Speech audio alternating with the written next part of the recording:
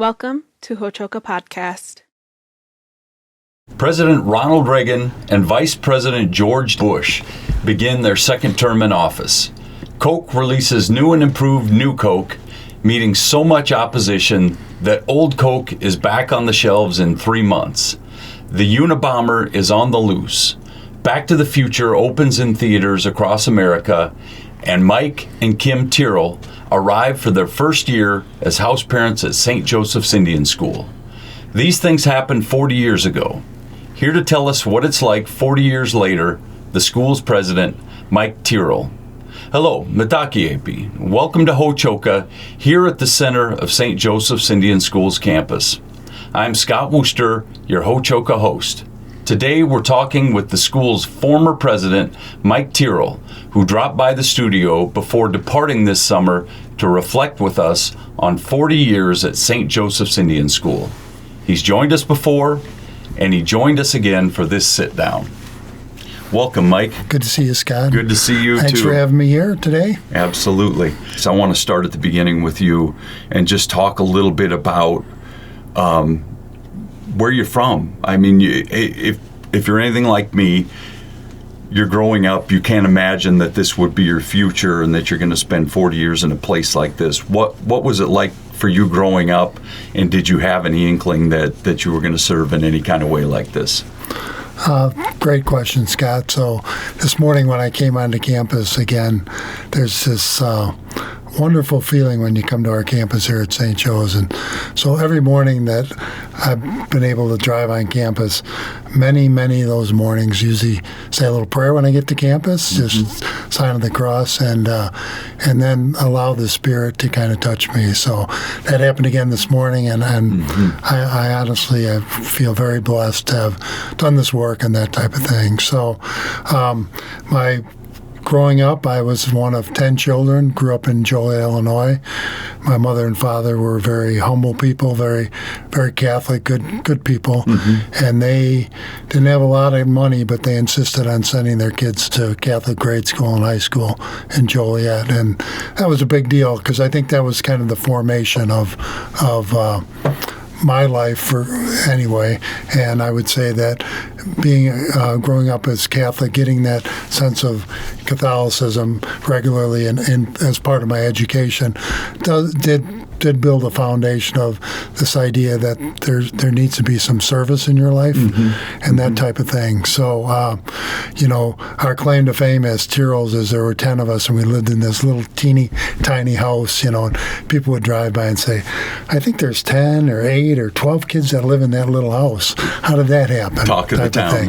Talk of the town. But no, it was good. And I think that we were brought up very humbly and brought up with this idea, again, I said, of service and that type of thing. So I went to Western Illinois for college, and then once I got out of college, Kim and I got married, and we, I was working in a business. I went to school for finance. I was a finance major. Okay.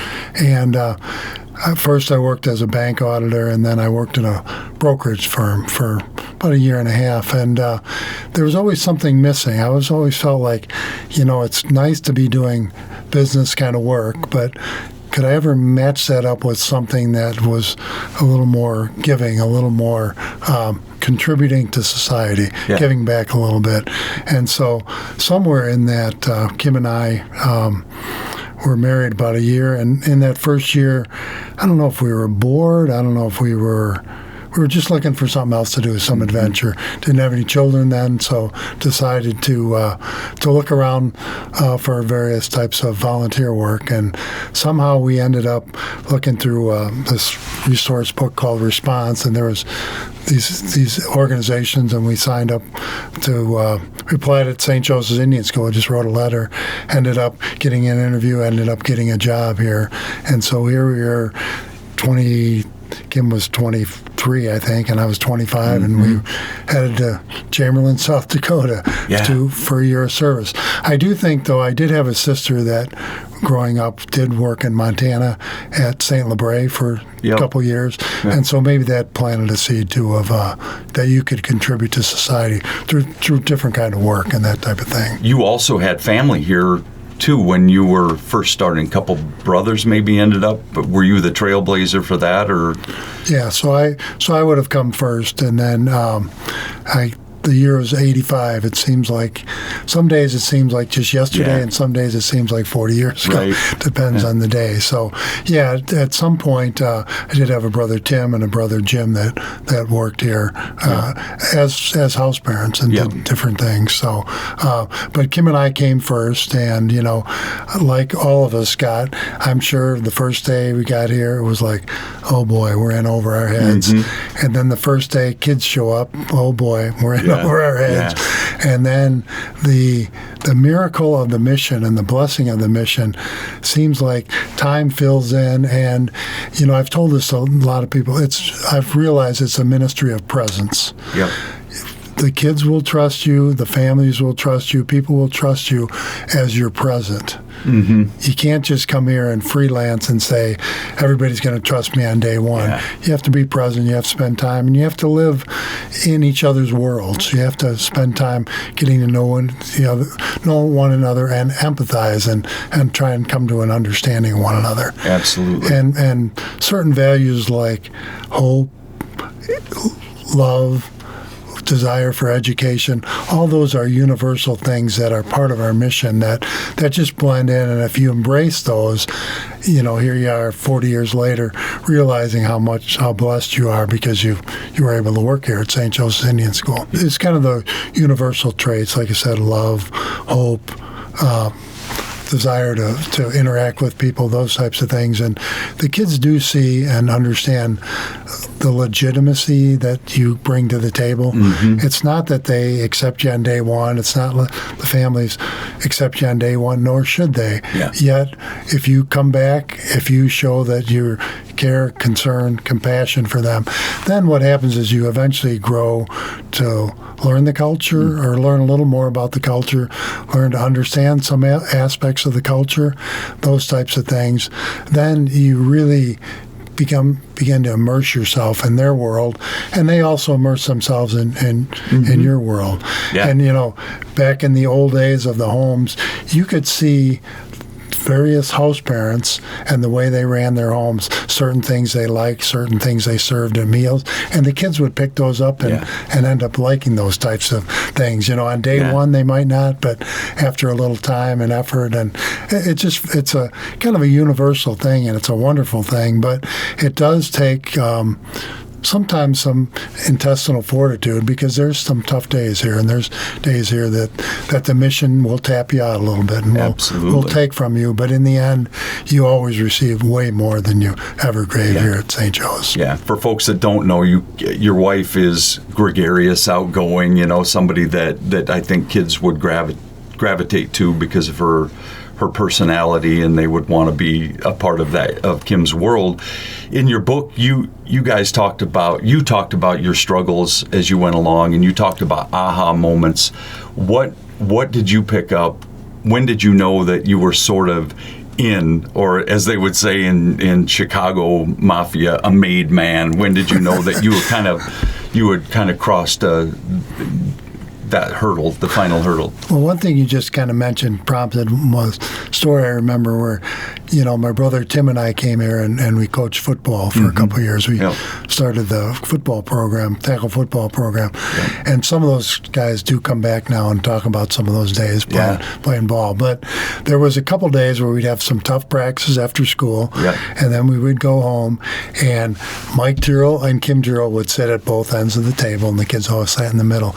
And on those days, the guys who played football were all down at Kim's side of the table. Oh, yeah. Because it was a tough practice, and they were a little irritated with the coach at that point. But no, somewhere in that first year, later in the year, and it was I would say it was a tough year. It was older boys, but somewhere in that year, something clicked near the end of the year, and it was that decision to come back. And that decision to come back then prompted the next year where Kim and I actually had boys and girls in the homes, and that that was great. Yeah. And Kimberly bonded with the girls, and then we had all boys the next year after that. This was the early years of the homes, and they were kind of sorting out what grade kids should be with what, with whom, and that type of thing. And so, anyway, back to your question, this idea that somewhere in there it just kind of clicks, and and all of a sudden, I talk in the book. I think the first time we went home must have been around Thanksgiving, fall break, and there was kind of I wish these kids were more appreciative.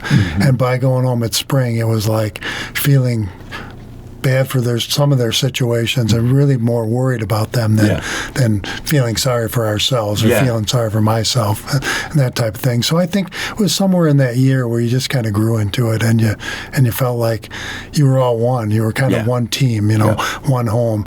And we used to pride ourselves in the Pinger home, and that we had some certain expectations when we were on duty. Even when we were out as a home, there was a certain standard that we wanted our students to meet, and they would meet it, and they would thrive. And they would, I think, enjoy the structure and enjoy the hopefully the regular love, the consistency, that type of thing. Yeah. So, but and I've heard you say this before.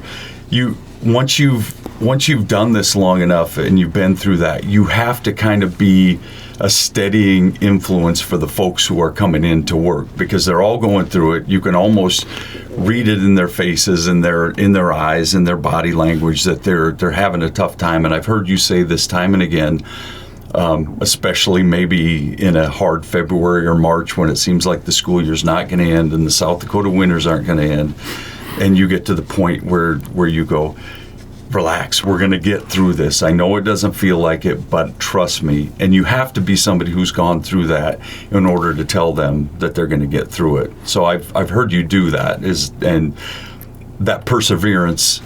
I think it's always been part of your makeup. I think your parents gave you that, but I think this gives you that too in working with the home. What do you think about that? No, I agree with that, and we know those.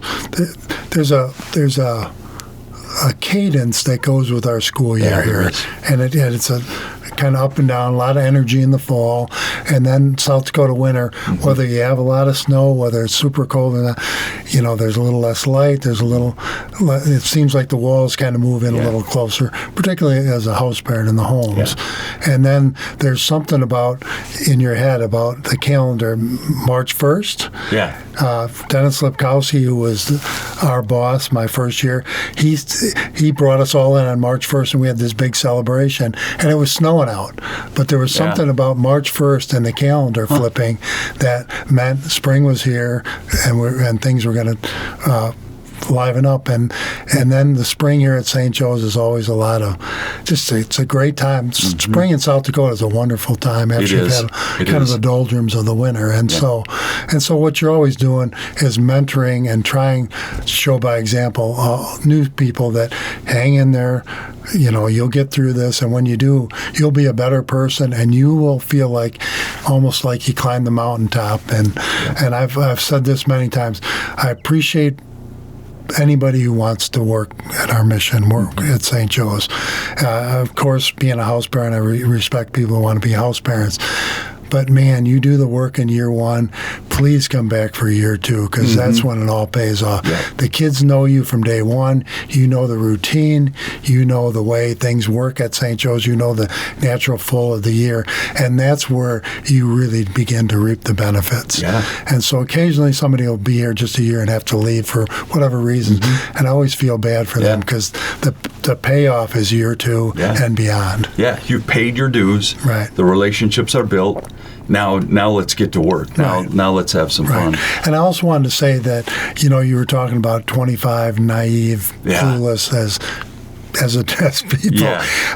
But the good fortune is Kim and I have had 5 kids, and Izzy, our youngest, was actually a house parent for a couple years at the age of 24 and 25. Yeah. And it was fun to watch her go through that. Yeah.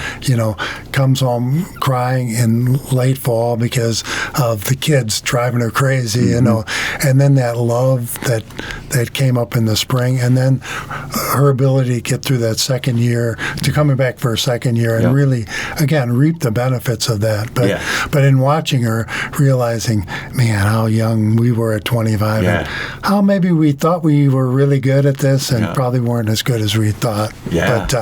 But a great formation in our lives, and the house parenting really transformed us and made us different people, and just wonderful. And the relationship with those kids in the early years, we're still kind of parent figures for them, and we've seen the tragedies and the wonders of their lives play out over this 40 years too. So that hasn't been lost either.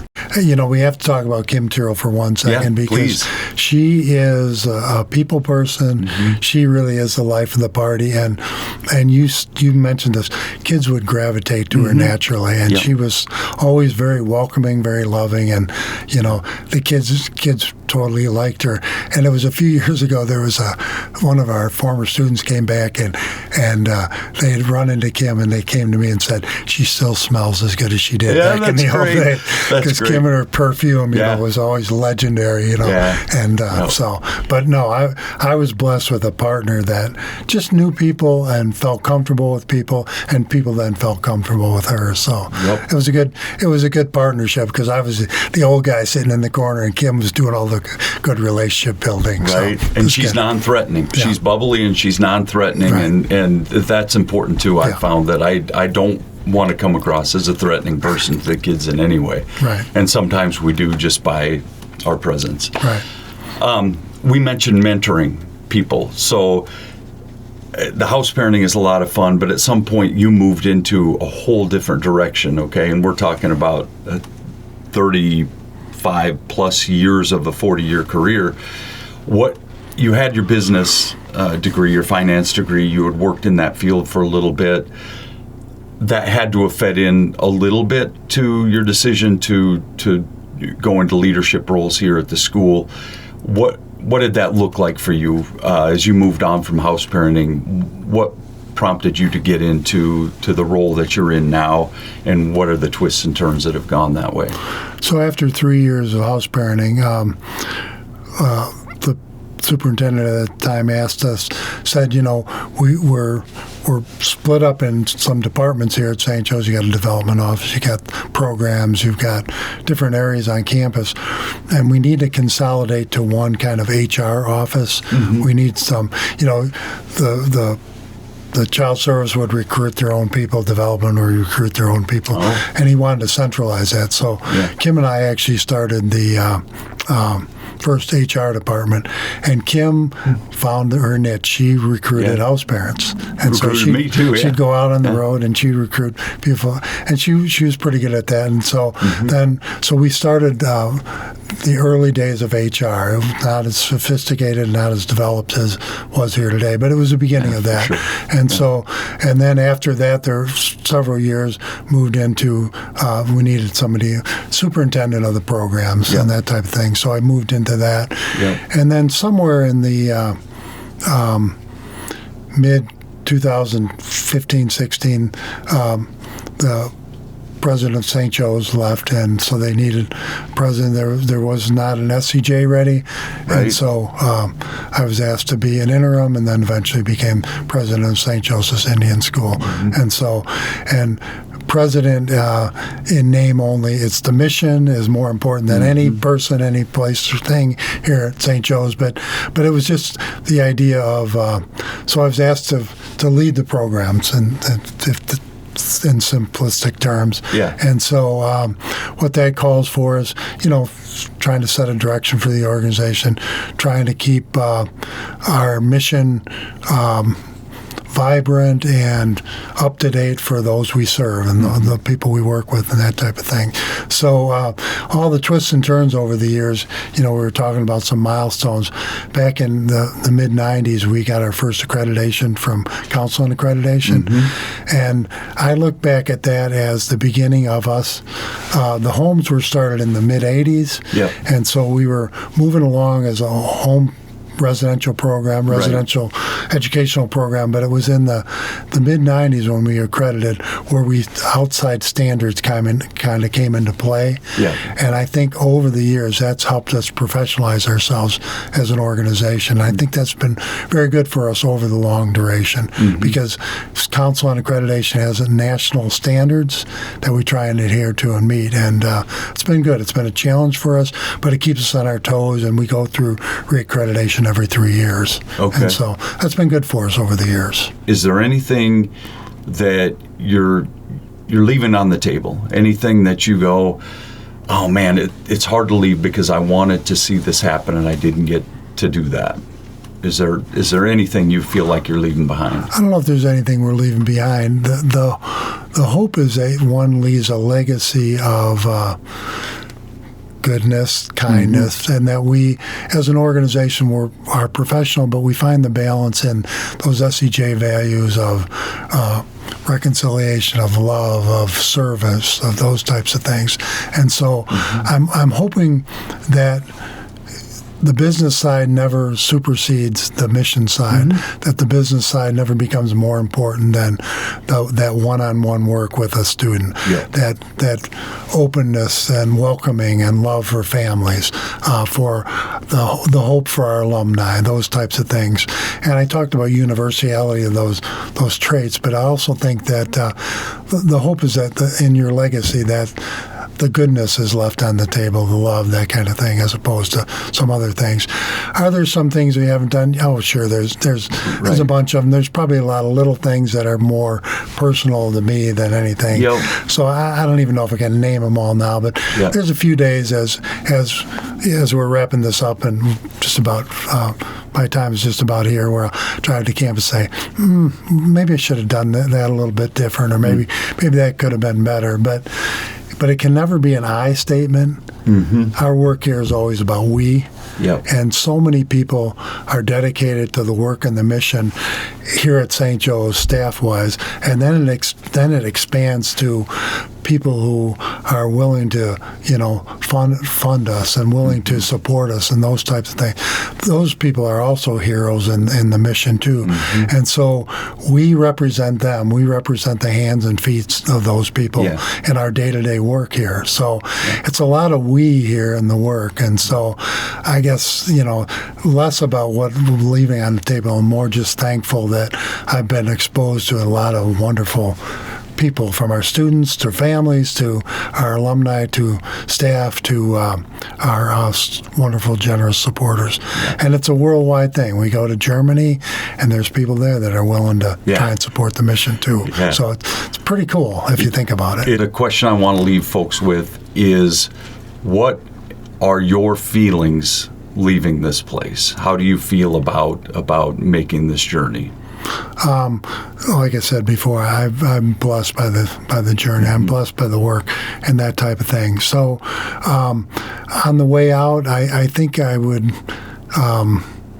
characterize that as it's a feeling of great sense of being humbled by the mission, and feeling humbled that I was able to sit in a leadership spot, and hopefully people would see me as a leader, maybe not, but that in that